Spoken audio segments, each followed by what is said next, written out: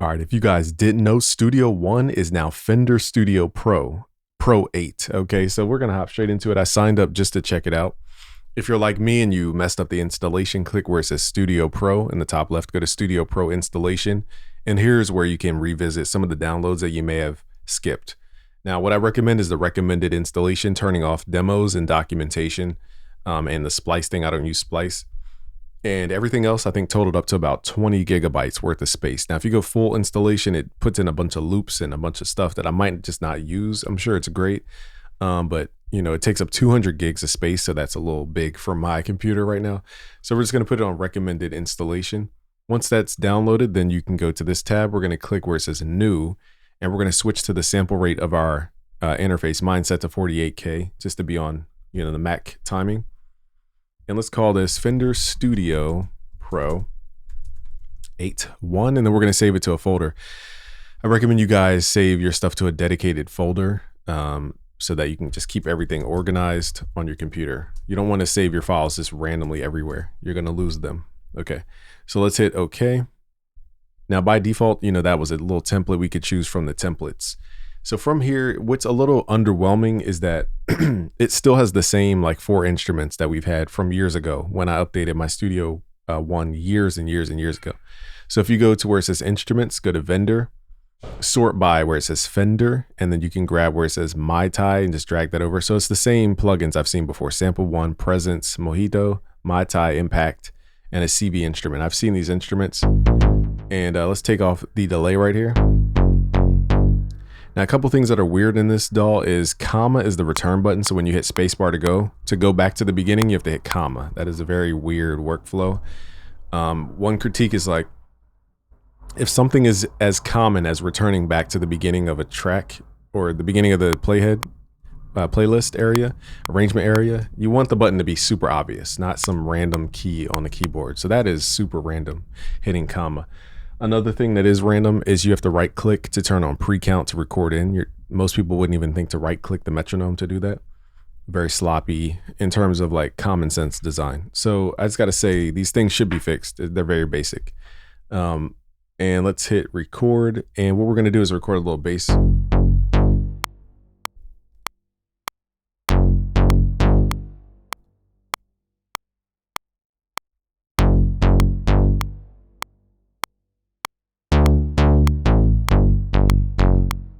Okay, my brain played the wrong notes. So the person I saw using Studio One years ago was Justin Fava, and he was a guitarist using Studio One. I think he used it for, you know, the different effects more than like the synth plugins, because this is almost like, it feels like what was the point of updating if everything's the same? And him as a guitarist, I bet he used a bunch of effects. So we have a new mixing course at busyworksbeats.com/hip hop mixing, run by Crispy Akiyama. He teaches you guys how to mix, and he uses Studio One. So I'm curious if I forgot it's called Fender Studio now.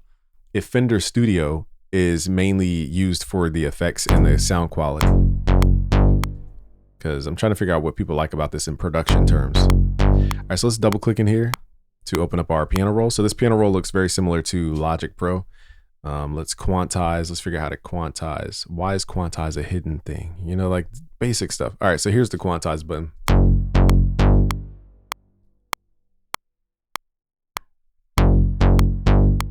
I feel like that wasn't quantized. So let's see. How do you actually apply? Okay, you have to apply the quantization.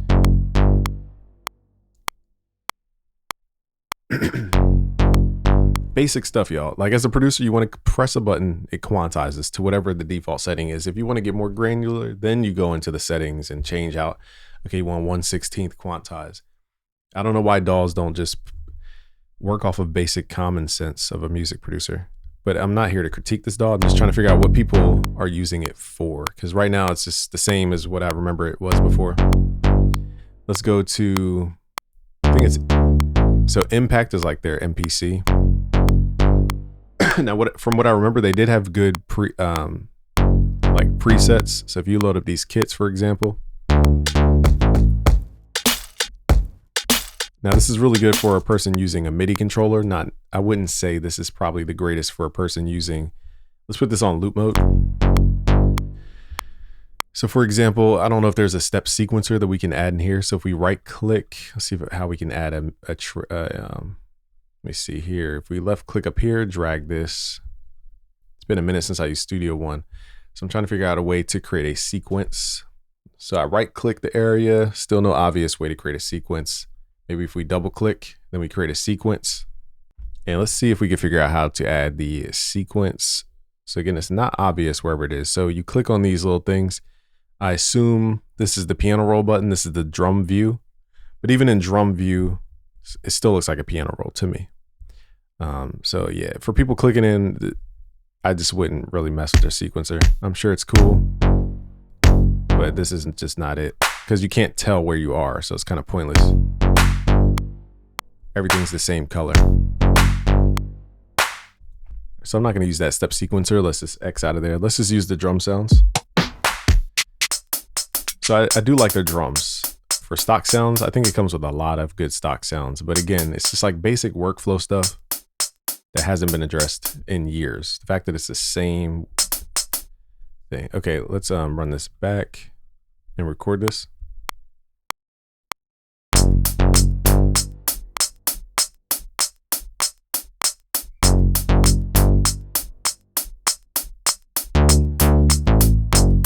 Let's see if we can quantize these notes. Let's double click and let's hit Control A and then hit Q and apply the quantize.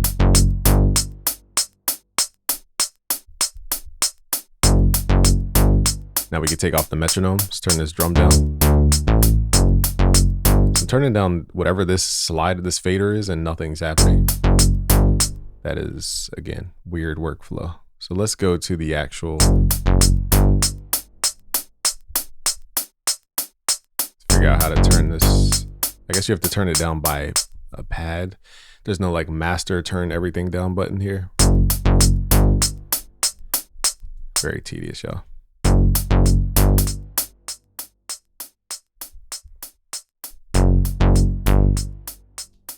Because I don't understand the point of this fader if it doesn't do anything to the actual whole unit. What's the point of this fader? All right, let's find some more drums in here. So far I'm not really inspired by this at all. It's very just boring. Let's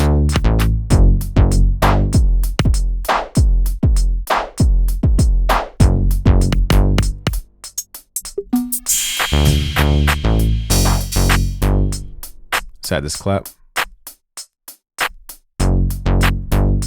Yeah, I gotta say, I'm being honest with you guys, this is a very boring DAW.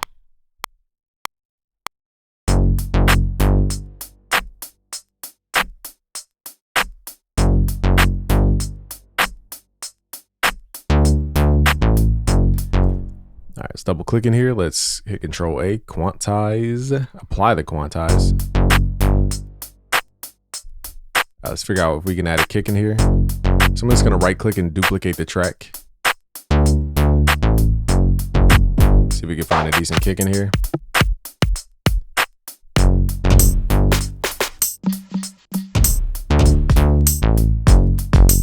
So this kick's pretty tough. Again, the sounds are good. The funality, I know it's not a word, it's not fun.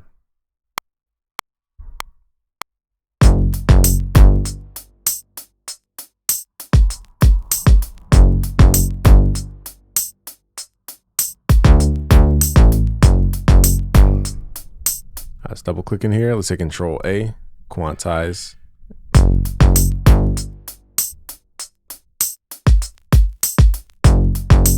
Wait, this sound changed. To our clap. Did it switch the kit? So now this kit changed when I changed the other kit. What? All right, now we got to figure out why this changed out of nowhere. All right, is there a way to, so it looks like you could just arrow down. I don't think that's the clap we initially had, but I don't have time to be looking through stuff. Let's go back to the original sound and just.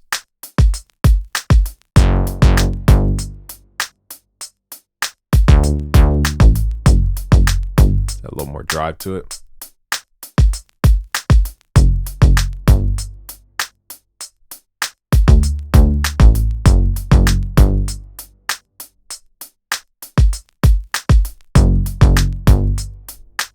not clear where the envelope starts with modulating this filter movement here. I guess this filter 2 or envelope 2.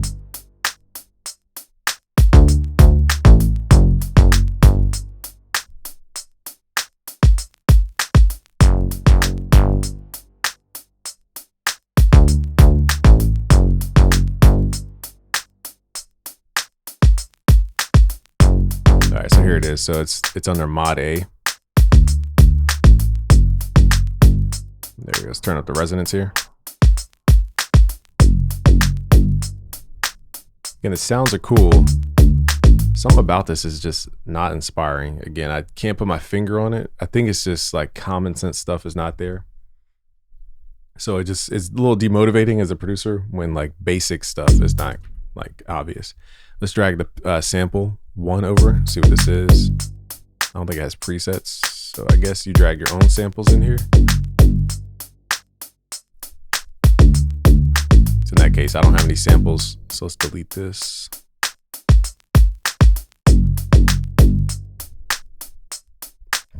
Let's check out the mixer, because I will say the production side of this is not fun. I'm just there. That's my conclusion. It's just not fun. Okay, so let's see what the mixer is all about. So it is nice that everything is auto routed, unlike FL Studio. Let's add some inserts in here. And let's start with the Fender company. Let's go to compressor, see what their compressor sounds like. Sorry, compressor sounds really good.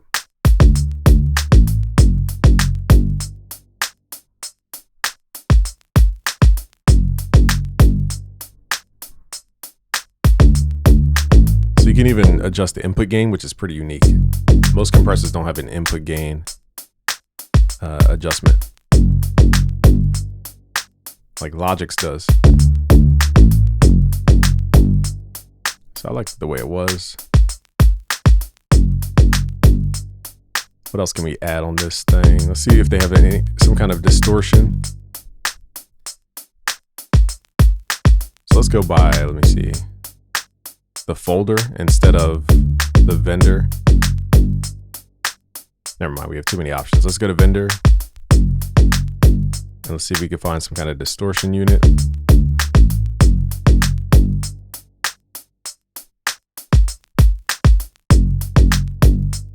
None of these names are very obvious distortion units. I'm sure it's in here somewhere. I just don't know the name of it. Here it is, red light distortion. All right, so let's see what we can do with this. So this is branded by Fender.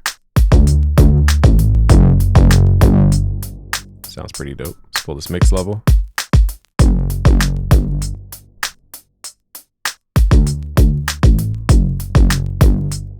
It's a pretty bitey sound, so that sounds authentic. Let's figure out a way to make these kicks hit a little bit harder.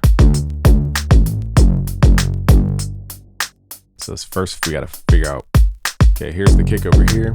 Let's see if we can find some kind of soft clipper.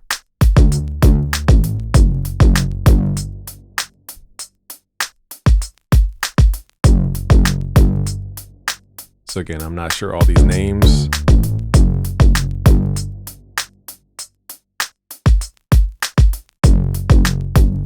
Let's go to the bit crusher because I can't find the soft clip.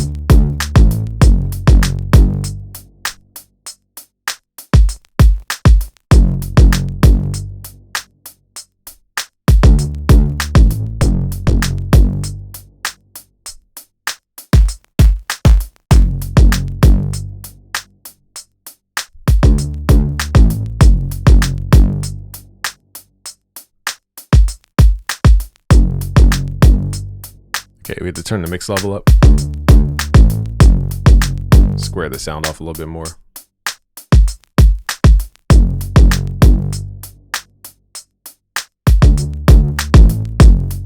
I guess the kick itself wasn't very boomy.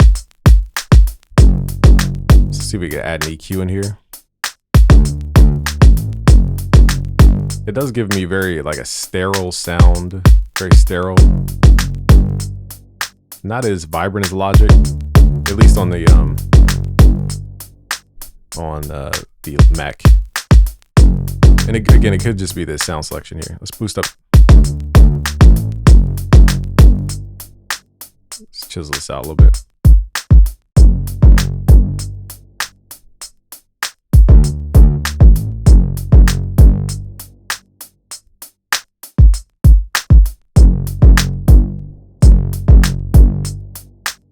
All right, so we could be here all day mixing this.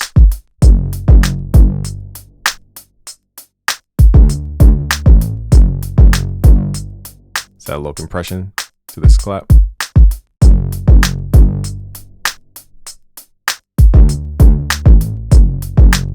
It definitely has a sound. Studio One definitely has a different sound than other DAWs. It's hard to explain it though. It's like a stereo field thing. It could just be these samples again.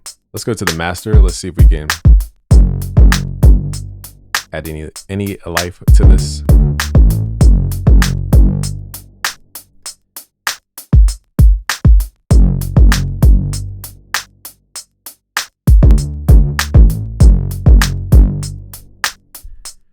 All right, we gotta get these levels down here. Let's turn these levels down, and then let's go into a multi-band compressor. Let's see what their multi-band compressor is all about.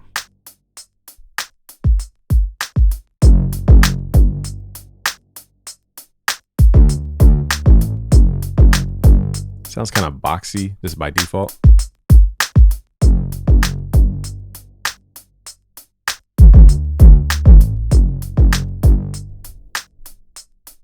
Let me see if I push the gain into it, kind of tone we get out of it.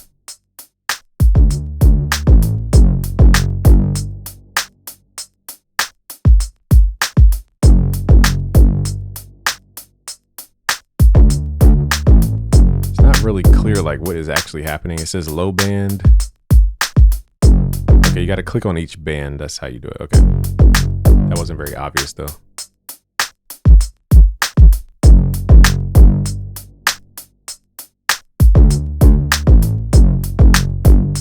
It has like auto attack and release where we can't really adjust it. Okay, there we go. We have to turn off the auto speed.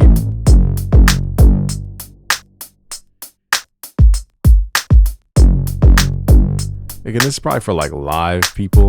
I don't know, to add some dimensionality. It's something about, I don't know if it's the colorways or just that initial experience. This DAW is just not, it has like no energy in it. And it could just be a biased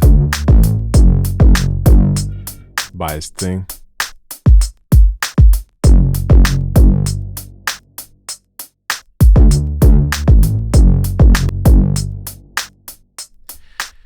Yeah, so yeah, it's hard for me to recommend this to anybody. You know, you could try it out for, you know, if they have a trial, but this is just not for everybody. This is for very specific people. I don't know, it does something weird to the dimension of the sound. Could just be the reverb. Let me take off the reverb.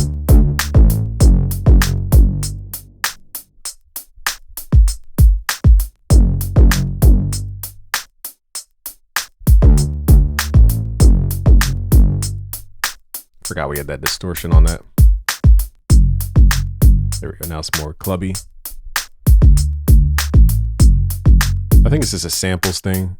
I think it's just we picked random sounds.